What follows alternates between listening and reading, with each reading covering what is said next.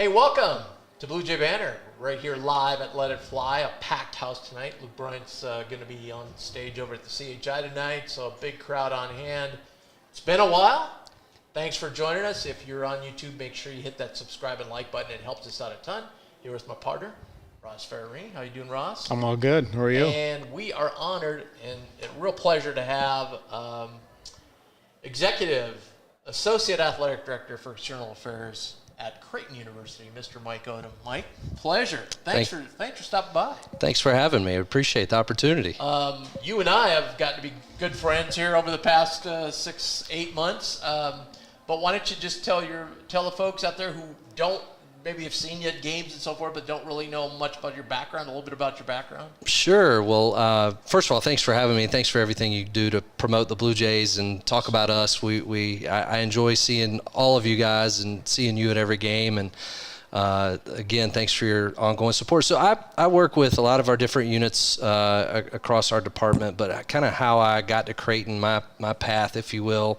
I'll try to tell this quickly, but I started out as a men's basketball manager at NC State, so rebounded a lot of free throws and made a lot of Gatorade, and but loved everything about that experience and spent a lot of time in the office around our coaches, but also around other athletic administrators. I had grown up about a mile from NC State's football stadium and grew up going to all their football and basketball games, and showing my age here a little bit, but that was back before the Panthers existed and the Hurricanes and the Hornets and all that. So it was with Jimmy V and Dean Smith and Coach K. The only game in town. It was the only game in town. So my passion for college sports has been at a really early age.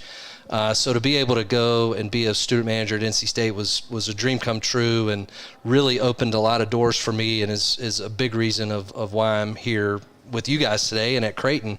But after I finished school, I worked at NC State for about 4 years in the marketing department, then had a great opportunity to go to Wake Forest, about an hour and a half away, in the middle of North Carolina, and worked there as director of marketing, and then a wide variety of roles. Was there for 14 years, and then moved to the American Baseball Coaches Association. Even though I'm a basketball guy, I went and worked for my old boss at Wake, who had been the athletic director at High Point University, and then had taken this role at the ABCA. Was there for 3 years doing a lot of corporate partnerships and cultivating business and driving revenue. And then this opportunity at Creighton became available, and this was something I'd been itching to get back on campus. There's something about being on campus and working with coaches and student athletes, and so that's kind of what brought me here. And again, I work with our marketing office, ticket office, sports information, broadcast, corporate partners, and kind of a little bit of everything and what else needs to be done. So try to help where I can. Yes, I bugged you for several different things. So you covered all. You mentioned the ABCA. Mm-hmm. Is that like in Cary? Is that? That's close. So USA Baseball is in Cary. Oh, that's what it is. Okay. Which that's a really good yeah. question. And then the ABCA is in Greensboro. Okay. It used to reside in Michigan. It got moved down. The office got moved down. So moving from Wake Forest to there, we didn't have to move our family or anything like that. But the ABCA helped start the College World Series here in Omaha back 80 years ago.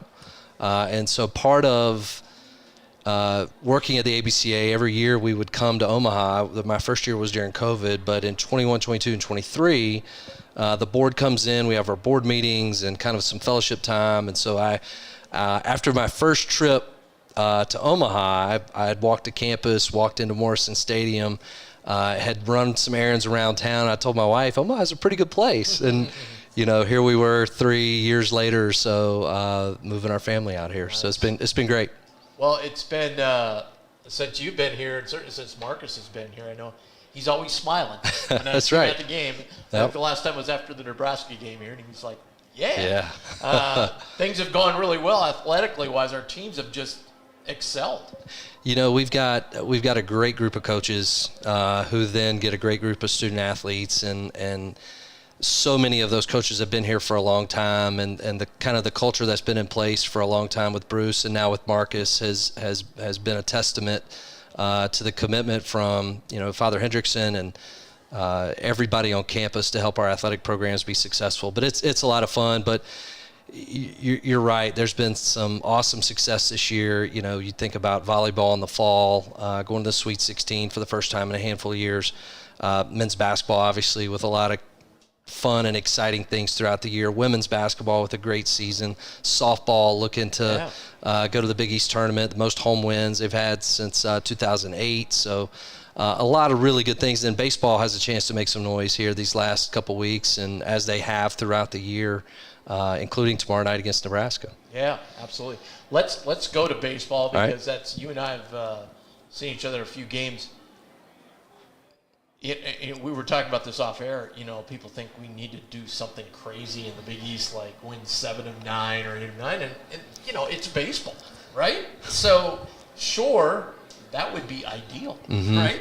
But you know, Xavier's got a tough draw too, and we only, you know, it's not like we need to beat all 4 of those teams. We only need to beat 1, and Xavier right now is only a game and a half ahead of us, so they're scuffling a little bit too. So. Some ways that game we didn't play yesterday now eliminates the fact that we might, you know, would have ended up a tiebreaker and they would have won the tiebreaker. Now that's not existing. We don't have any more rainouts. So in some ways it's kind of good. But the team still has a real shot at making the tournament, the Big East tournament. They have to be in the top 4. Once that happens, they're really in line for an at-large. Most of the projections have Creighton in. Yeah, it's been fun to watch, you know, obviously those Nebraska games, the Coastal games, and I'm going to throw a lot of cliches here out, but one game at a time. You know, I know the team, the players, the coaches, they're looking for tomorrow night, then they're going to look for the weekend. And again, you can't try to get all these games back all at once. Right. So it just takes focus, and I know Coach and all of the coaches are going to have our guys ready to go, and I know they're hungry. They've had a great season. What's our record? 29 and 30 and 10, and so we've had a great year, and I think there's more good things to come, and have the utmost confidence that we can scratch and claw our way back into that Big E. You know, as you said, we're only a game and a half back, so I'm looking forward to these last handful of games. Yeah, and unlike some other seasons with the baseball team, we have a lot of hitters. Like I said, if they can get hot at the right time, which is heading into May here, this would be the right time. Man, that'd be big for the team. So how was your first year? First of all, I know you had a lot of input on things, game day experience. I thought this year was really good. So good. Well, thank you. A lot of good input you put into the situation, making it better.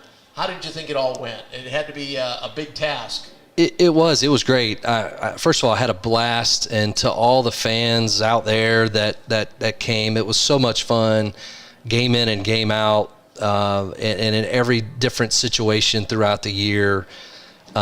You know, the pink out was incredible, but if we say, hey, we're going to do, you know, the white out, everybody wears white. We do the blue out, everybody wears blue. The stripe out, it's just so cool to kind of. Stripe out's tough, but it looks great in all the pictures and everything we got back from the UConn game. So I would just say, first of all, to our fans, thank you for, you know, we put something out and we get a great result. So it goes with a lot of hard work and preparation. You know, George Crook, our marketing director, deserves a lot of credit.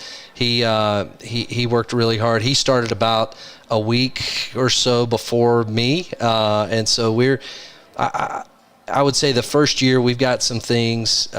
We've gone to lunch a couple times to kind of dissect situations, promotions, in-game, halftimes, all of those things that you know you would talk about in a postseason debrief.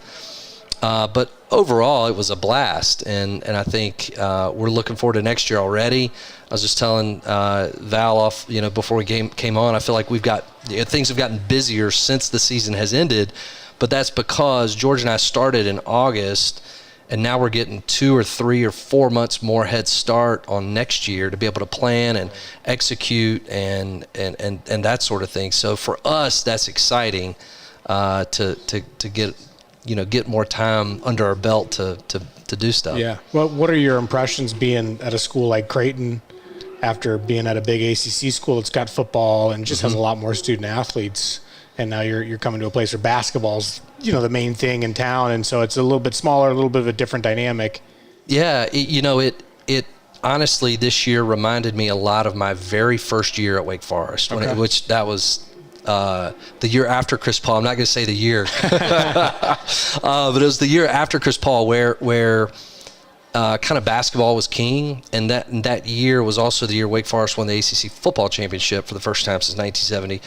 So it, in a way, it flipped a little and became the football side kind of evened out with basketball, and then to come here as a basketball guy, I had a blast being around Coach and going to practices and kind of seeing the process, but also seeing all of the preseason events and the preseason hype and all the discussion about Creighton Bluejay basketball it's so cool, and I think the players enjoy it, and I know the fans enjoy it too. So anyway, to answer your question, I've embraced it, was excited about it. That was a big part of wanting to come to Creighton for the job, was just to know, hey, we're sixth in the country in average attendance nationally year in and year out. It's a hungry fan base as it relates to basketball. Certainly that UConn game had to be the highlight of the year, right? It was. That was awesome. There were a bunch throughout the year, but I think Stevens' 3 in the first half from the FMBO logo and the roof almost coming off was a big highlight. The court storming was cool. But you know what? The Iowa game was fun, and the build-up and the excitement. There was like a buzz. It felt like in the athletic department offices, on campus, sure. Walking around the arena that night. The pink out was pretty cool to see. Alabama was, all of it. We had so many close games this year, and our crowd, testament to the crowd kind of helping us, come out on the right side of some of those. Yeah. What, when you came in, what were some big challenges? What do you still think maybe was like the biggest challenge you've had to deal with here while you've been here? The biggest challenge, I think there's so many people that I want to meet and and spend time with and get to know and understand their love of Creighton and all that they've given. And there's only so many hours a day. I can only eat lunch so many times. I would say that's been a challenge, and especially starting right when school was starting and right when the season was starting. It was good, but the window of time was just shorter. But getting to know you guys and all of our other media folks that cover us and a lot of our fans and donors, it's that's been a challenge, but a fun one as time moves on, getting to know folks a little bit better. Well, hey, tip of the cap to you again. Big East Media Day. You came up to me because I said, "Man, that guy looks familiar. I think this is Mike Odum, but I'm not sure." And that was where we first met, and so you got to get to the Garden twice this year, which is cool. Yeah, it was cool to see, and it's kind of cool to be in there when there's nobody in there for like Media Day. You kind of wander around a little bit. It is, and I took a picture when they did the coaches picture. Yeah. And sent it to a bunch of friends and their response was, "Wow, there's a lot of really good coaches in this league." Yeah, it's only getting better. Another thing too, I know the baseball program is happy with the support they've got from you guys this year. I mean, it's so challenging here because we're in a huge ballpark, but I know it's disappointing with the military night getting rained out. But I know tomorrow night, obviously, the last Nebraska game, but I know you've got some stuff you want to talk about with that. Sure. So, obviously, with the tornadoes on Friday, we've been working to try, how can we help, right? That's what which is cool about Omaha, everyone's been, how can we help? What can we do? Where can we volunteer? All of those things. So, tomorrow night, we've got, and folks may have seen online, there's a Nebraska Together shirt. We've made a Creighton Together shirt as well. That's much the same. The Nebraska players will wear the shirts during warm-ups. We'll wear ours during BP, I should say. And then Pat Lawler at Lawler's will be selling those on the concourse, both Nebraska and Creighton, with proceeds going to towards tornado relief. We're also going to do a proceeds of ticket dollars towards tornado relief. We're working to have some folks there that can help. We'll do some Red Cross donations on the video board, QR codes, things like that. So we want to help. Certainly, this is quick, and we would love to have ways for people to sign up to volunteer and stuff like that. So we're still working on some of those logistics, but definitely fans can give back by buying a T-shirt, whether it's a Nebraska or a Creighton, and then make donations on site. And then, of course, the proceeds of the ticket revenue tomorrow will go towards tornado relief. Awesome. Yeah. That is great. Thanks for doing that. Finally, is there anything like on the horizon with, say, you mentioned about broadcasting? Is there anything on the horizon with that? Anything different maybe with the way the sports are presented to all the fans and so forth? The different sports? As it relates to the Big East contract, I think you're alluding to, right? That's still in the negotiation phase, and I don't have any scoop. You don't have a seat at the table. I don't have a seat at the table for that one or any scoop for you on that. I know, we've had great partners with Fox, a great partnership with Fox from in the year that I've been here, or 9 months that I've been here, and beyond. The Big East folks have been great, and I think there's a process with that, and we're still kind of in the middle of it. And I think no matter where the TV contract kind of lands, I know that not only Creighton but the Big East wants to put out a great product for fans to watch, not only men's basketball and women's basketball, but all of the Olympic sports as well. So there's a commitment to continue to improve kind of on the broadcast side. Joe Willman on our staff works really closely with Scott Hecht at the Big East to kind of continue to upgrade and help make our broadcast experience for folks that aren't in Omaha and can't come to DJ Sokol Arena or Morrison Stadium or CHI Health Center, a good one. Yeah. Well, Mike, you got any plans for the summer? Are you going to get a little R&R time at any point? A little bit of R&R. We've got a lot of family that want to come see us in Omaha. So we've got some family driving out from Charlotte. They're going to make a bunch of stops on the way, and we're going to go to a Storm Chasers game and take them to the zoo and do all the fun Omaha things. People like to come out here during the College World Series. Well, the flights are so expensive, but we do have somebody coming that week as well. We're going to go back to North Carolina and go to the beach for a week, Ocean Isle Beach, which is kind of a little bit north of the North Carolina-South Carolina border. That's been a little bit of a family tradition. Our boys that are 6 and 4 really enjoy going to the candy store and buying a slushie on the beach and all that stuff too. So I'm gonna take a week to do that, and then it'll be right back at it, and the school year will be upon us, and it'll be fun. Well, hey, maybe you can, if you're going early enough, Ross, you and I can hitch away, and you can drop us off at Pinehurst. We'll go to the US Open. It wouldn't be so bad. Yep. I think I'm going to go mid-July, so I think I'm going to miss it. Wow. If the timing's still the same. You can still drop us off there anyway. I did go in, 05 when nice. Michael Campbell beat Tiger. Yeah. We were obviously trying to follow Tiger and see if he'd come back and win. And always, if you've never been to a pro golf tournament when Tiger was playing. It was amazing. Yeah, it was like if you had any elevation to the course, you could stand up there and just watch the mob move. Mm-hmm. Yeah, there's where Tiger is. Yeah. Mike, thanks for joining us. Yeah, thank you for having me. Really appreciate it. Awesome thanks, job. Mike. Thank you. Great to know you, and we'll see more of you this summer. And Mike's appearance was sponsored by Infusion Brewing Company. They've been a great sponsor for us. We really appreciate them. 2 great locations, Southwest Omaha and 6271 South 18th Street. The original location is on Maple Street, 61st Street. Check them out. They are, of course, the brewers of the Let It Fly beer, served right here at the Let It Fly Sports Bar. And then also all the great IPAs they have. So check them out. Great time to go check them out this summer and have a nice cold brewski. That's Infusion Brewing Company.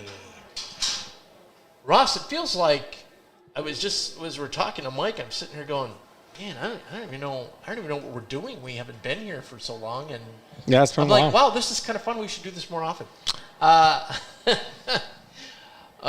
Let's start off. I just want to briefly talk a little bit about spring sports. Mike alluded to it. The softball team made the Big East tournament, which is a huge deal. So congrats to them. They're in. Baseball, as we said, is a game and a half out of the top 4, and you have to be in the top 4 to make the Big East tournament. But there's still like 3 series left. 9 games. It's baseball. Anything can happen. Hey, the White Sox swept Tampa Bay for proof that anything can happen. I've paid zero attention to MLB. They had won 3 games. I knew the White Sox were bad, but I've paid as little attention as. So, yeah, I was thinking about that last night actually. That you usually ask me questions about the NBA players. I was like, I should do that with baseball. You should. Even though I don't cover it hugely, I do know a bunch of them. You should. There will be like a month and a half in the summer where it's so dead. And on a Saturday, I want to bet on a game, and I'll have to get into baseball at some point. Yeah, there you go. But anyway, baseball. But as Mike mentioned as well, tomorrow night, get out. Last chance. Creighton could sweep Nebraska.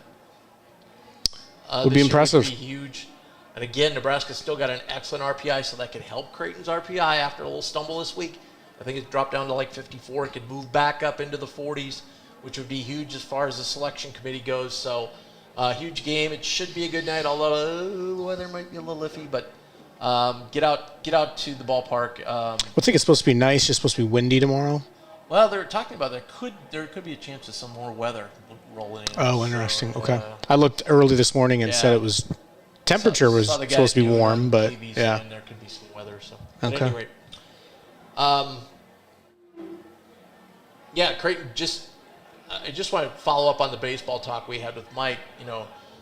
People are like, well, I don't understand. How can they win these midweek games and beat teams like Coastal Carolina who are ranked and Nebraska and not win in the Big East when the conference is mediocre? First of all, the Big East Baseball Conference is very good this year. There's 6 teams legitimately that are pretty darn good, and they're not going to get 6 teams in the NCAA tournament simply because of the strength of schedule of the non-conference and so forth. But I think some national baseball writers have even written about it that, hey, the Big East is if this continues, it'll be an up-and-coming baseball conference. Number one. Number two, it's pretty easy to figure out why we're winning the midweek games and not the weekend games. We lost Dom, our Friday starter, has not pitched for a long time. So what we have had to do, as Coach Service told us here a few weeks ago, we've had to move Malachi up from a bullpen, a guy who throws 30 pitches, and now say, hey, you've got to throw 85. That's a tough duty. Some nights he's on, some nights he's not. I think we found a really good starter in freshman Eli Neeson, who's done very well here the last two outings. So that's huge. And then we're facing, obviously, the other team's aces. So that's why and then during the midweek, we're not facing the other team's aces, number one. Number two, we're putting together, 1 inning here, 2 innings here type of pitching performance, and our bullpen is very, very, very good. And so then we have an advantage over those midweek teams. That kind of sums it up.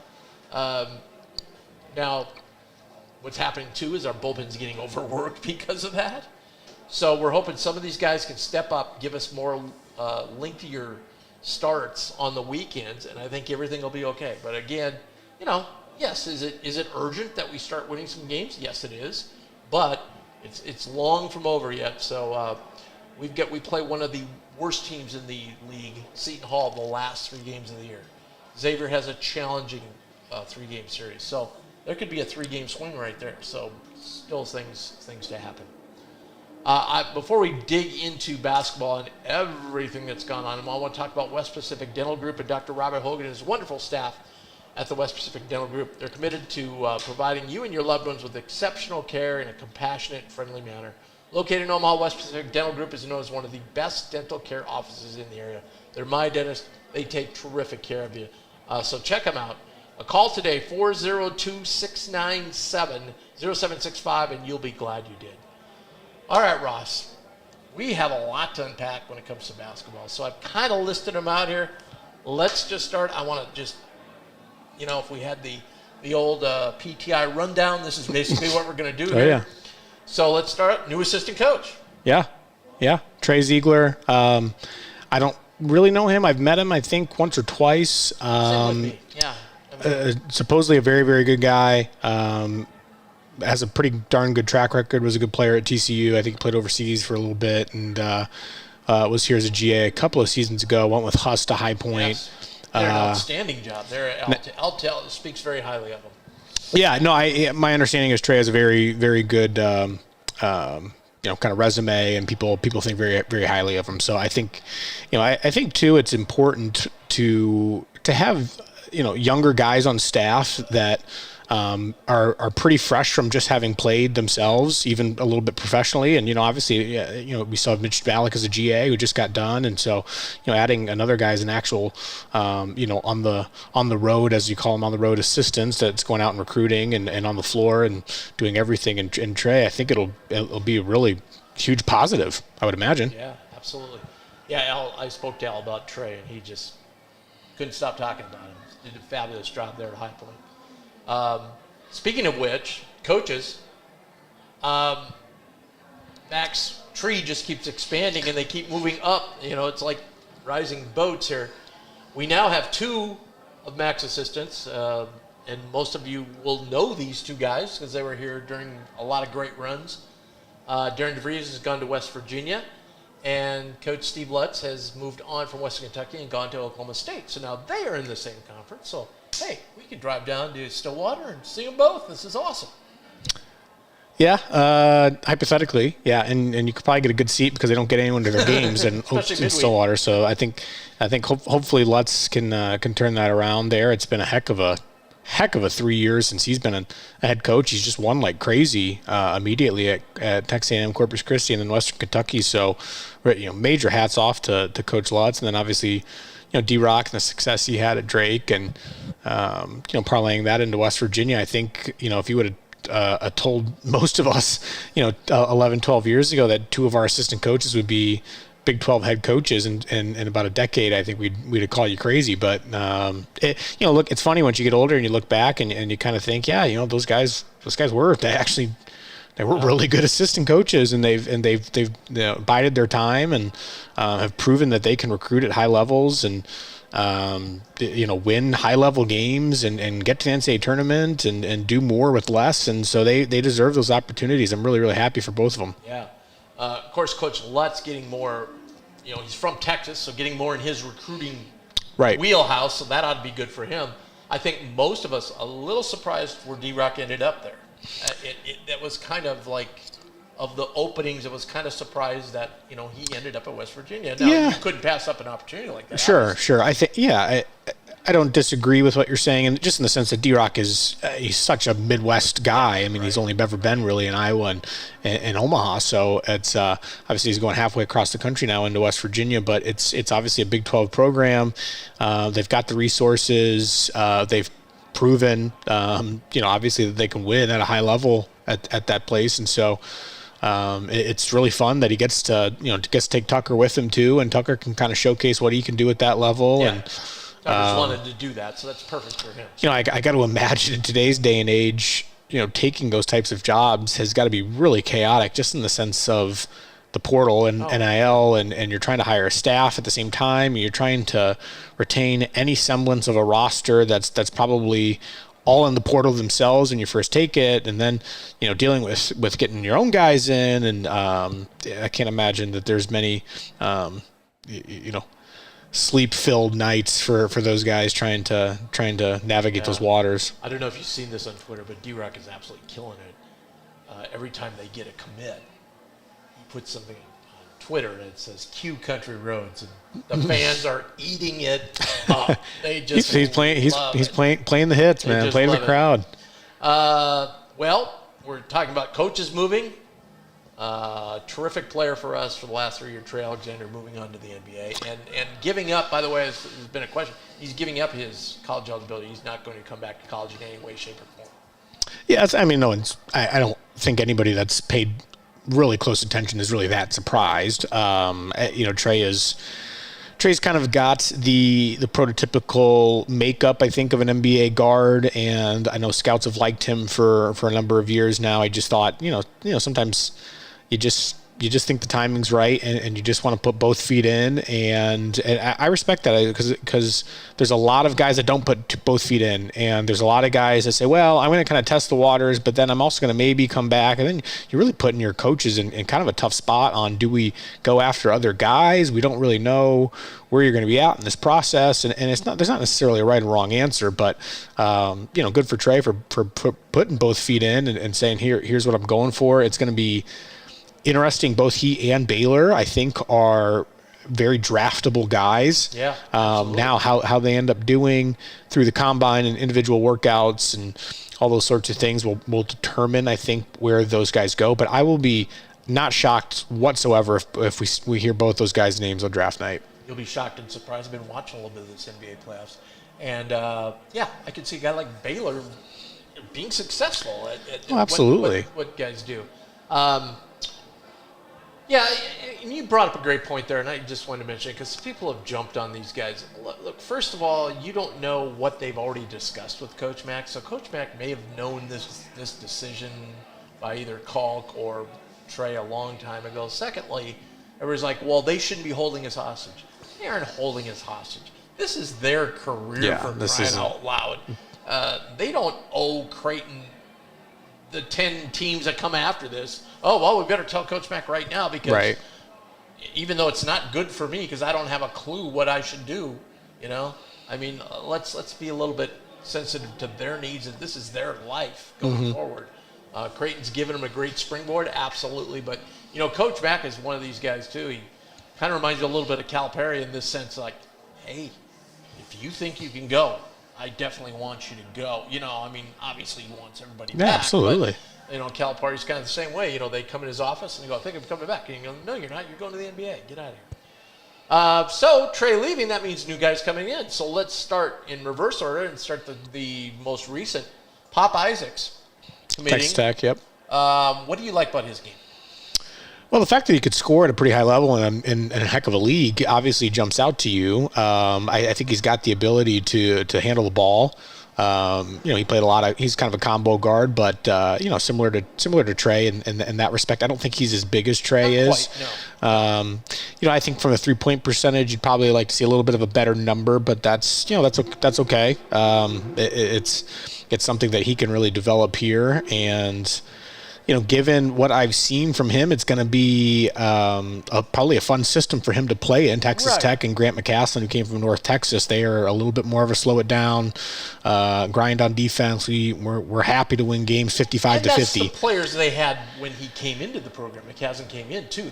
Correct. They had defensive oriented, slow it down. Correct. So perhaps our level of play sort of unlocks something in him from a confidence standpoint of him getting out and running and just playing kind of a free basketball instead of, hey, we're going to pound this thing for 25 seconds before the shot clock. So on the surface it seems like a nice pickup. Yeah.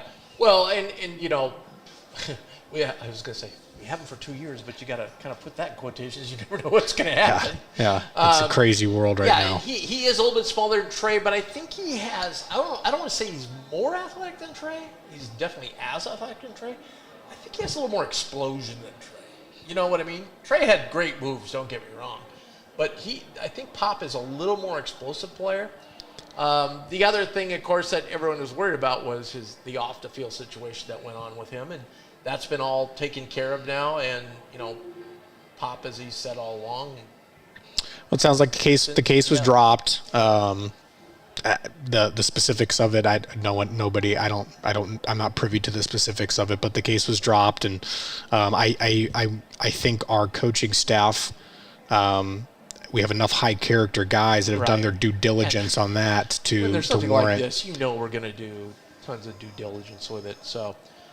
Second, Jemiah Neal, coming from Arizona State. A little bit, this was cool because I was able to reach out to Heath, who watches every Arizona State game and every Creighton game. So I was like, well, this is the perfect guy to talk to about this. He kind of gave me a thing of, hey, he's a little bit surprised because he's not like a prolific three-point shooter.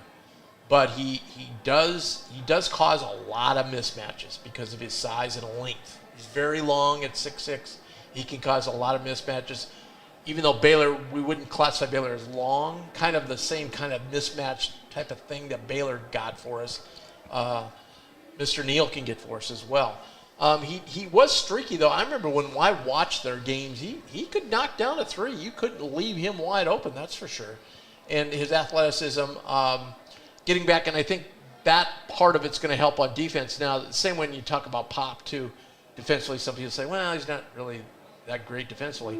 And some of that came from some of the Texas Tech people I talked to. Well, okay defensively at Texas Tech might mean a different thing at Creighton. That's true. You know what that's I mean? Very true. Especially when you look back at their history. So I don't think we're going to have a problem there with either guy.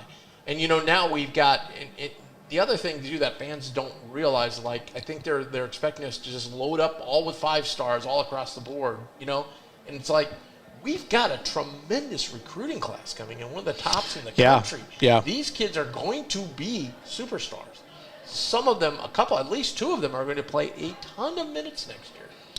These guys are good, and we already have that, like you've spoken ad nauseum about, we're positionless, Right. So don't get too hung up in, say, moving Jason Green to a 3. Yeah, he could play the 3, and you could have Jackson McAndrews, the freshman, coming in, play the 4 and flip-flop them on offense, and, because it is positionless. That's not such a big deal. So I think the fact that Mac is adding a lot of depth here, and I think we're going to probably see a lot more guys get in the game, as long as these freshmen obviously can, catch on to the system, and I have no doubts. We posted a video on Bluejay Banter, someone else in the country, and we reposted on Bluejay Banter, Larry Johnson going with a new AAU team and just blowing up. I mean, he's so athletic. It's crazy. Yeah. Speaking of which, you see Ant's dunk last night? Oh, yeah. Woo. Oh, yeah.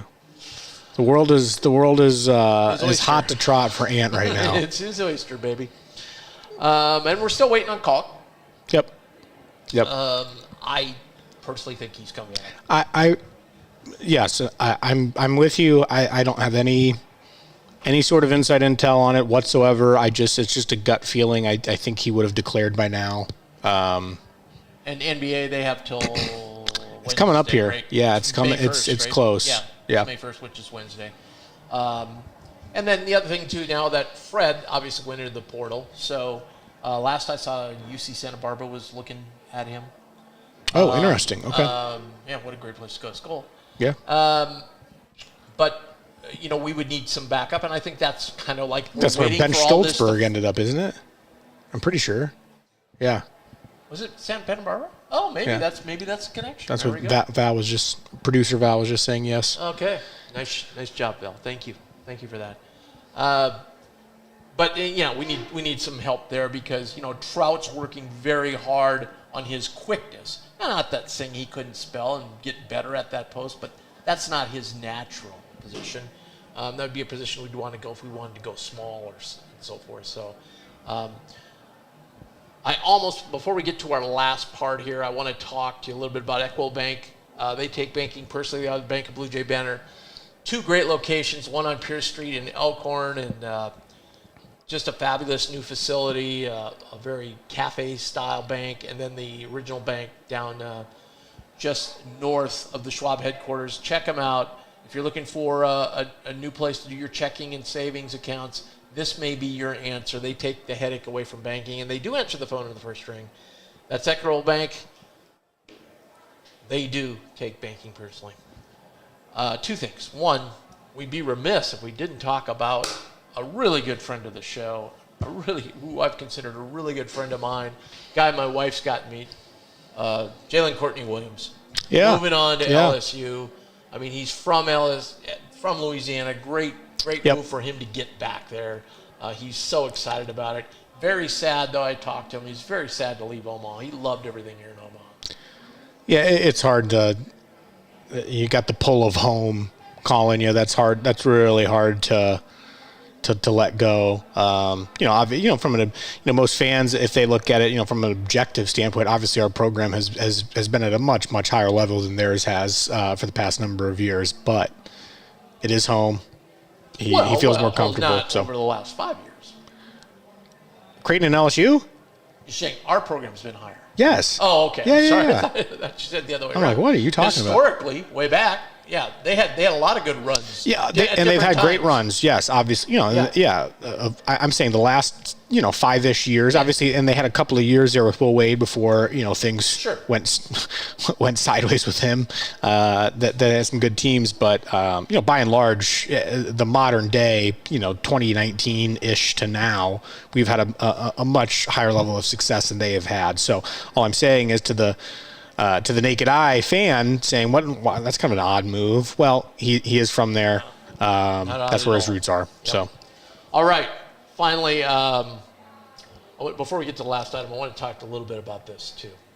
Like you mentioned this, like it always. We were talking about call Contray announcing, and people are like, are they going to? They're not going to. It always fascinates me, and I think you're with me on this. I mean, it's human nature. I get it. But I'm always fascinated that people are just such a rush to know. Like, May 1st is like the NBA. Can you not wait like 2 days? Like, is this keeping you awake? Yeah, at it's night? not. I mean, it's like it's especially too because there's so many kids that are still in the portal, like high level players still. So it's this stuff goes on later and later. There's still other guys to be found. I'm hearing there could be other guys joining the portal after this. Totally. Yeah, the portal stuff's not going to get fully resolved probably to the end of May. We didn't have and somebody pointed out we didn't have a roster until beginning of June last year, until fully set. I've tried to take a step back from it, quite frankly, and just not get caught up in it as much because it'll drive you nuts because you don't know which way is which anymore. You don't know who's in the portal. You don't know who's leaving. You're hearing this. You're hearing that. I'm almost to the point like wake me when rosters are finalized. Yes. Because it's too. I got too much other stuff going on to be following the craziness of the transfer portal every second of the day. All right, and finally, some good and exciting news to look forward to the schedule. So. Friday, November 22nd. We already have a date for the Nebraska game. Yeah. It originally was on the 23rd and Saturday, and Creighton realized that we have a lot of Jayskers in our fan base would like to go to the football game that day. So they probably wasn't sitting too well with Nebraska either. So well, you could do a Friday night. You could make an argument that you could just have both on the same day. Well, the problem with that is. In football, they don't announce game times until basically a week, less than a week before. So you have no clue when football's Nebraska won a bunch of games. They could be where they're gonna slot football. Right. So exactly. Yeah. So it's impossible to coordinate those things. Well, not only that, you got to realize that next week we're headed to the Bahamas. So I think a little more time would be beneficial, even that. Well, I mean, gosh, you couldn't ask for what more fun of a game is than Friday night is that? I mean, that's incredible. Speaking of fun games, December 4th, the Kansas Jayhawks come to Omaha finally. Very fun. You know what my gripe is going to be? It's a Wednesday night. It's a Wednesday night. And the interesting thing about it is because also on that Wednesday night is UConn Baylor, and there's another massive one that night too. Do you think though? But I wonder if does Fox have the Baylor game? Who's Marquette? Marquette's playing somebody big. I don't know. Well, when you're playing the Big 12, they're all big. You know what I mean? Maybe Marquette Houston might be the other one. Oh, I think you're right. So those three are all on the same night, and it's like, so why couldn't we have spread these out a little bit more? Fox has the rights to the home games.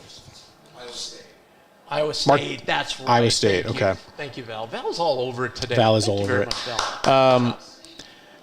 Anyways, I just, it would be so much fun. Is that game at Iowa State? Yeah, it is at Iowa State. At Iowa State, so then the worldwide leader would probably get those games. Probably. I think ours will be FS1, home game. This is me being totally selfish. I wish this was also like a Friday night game. But well, sure, everybody would hope it was on the weekend. However, it's very fun. It's very fun.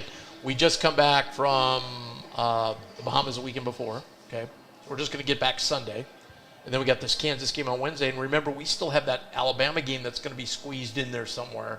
And then we start the Big East season like the third week. So there's not a lot. We got finals in there. I mean, there's not a lot of spots where we can stick this game. Right. Kind of had to stick it where it was, to get it played. But at any rate, what looked like maybe a little bit of a not sure about this year's schedule, because I've heard rumblings like, hey, everybody's kind of gone to this. We ain't playing anybody. The Big 12 kind of model this year. We're not playing anybody in the non-conference. All at once, you start looking at our schedule. We're loaded.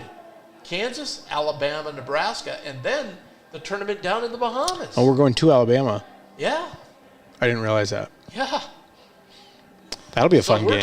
We're talking the possibility of that's a lot. to 5 top 25 games. Yep. So that could rival the Maui year, right? I'm with you. Yeah. So that's a lot, especially when you're rolling out a new lineup. So besides these games, I'm just telling you people, I wouldn't look for any other games. They're going to be home games, the rest of them. They have to be, because we can't overload our schedule like this. So. I couldn't agree more. Hey, thanks for joining us. It's been a while. We enjoyed doing this. This is a lot of fun, knocking through all these everything that's gone on, and we probably missed a thing or two.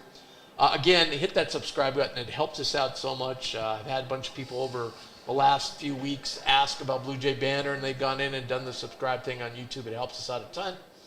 And then thanks to Val, who was awesome today. And then we will be off the next 2 Mondays, but our next show will be, I believe it's May 20th, the week before Memorial Day. So we will be back to kind of highlight everything. At that point, we'll be getting down to the end of baseball, and we'll be heading into the last series of the year. We'll be just done with the last series here. Pardon me. So we will be hopefully setting up the Big East tournament. And we'll have some more clarity on the schedule and more clarity on the roster and so forth, hopefully at that time. I want to thank everybody for joining us. Appreciate it. Go Jays.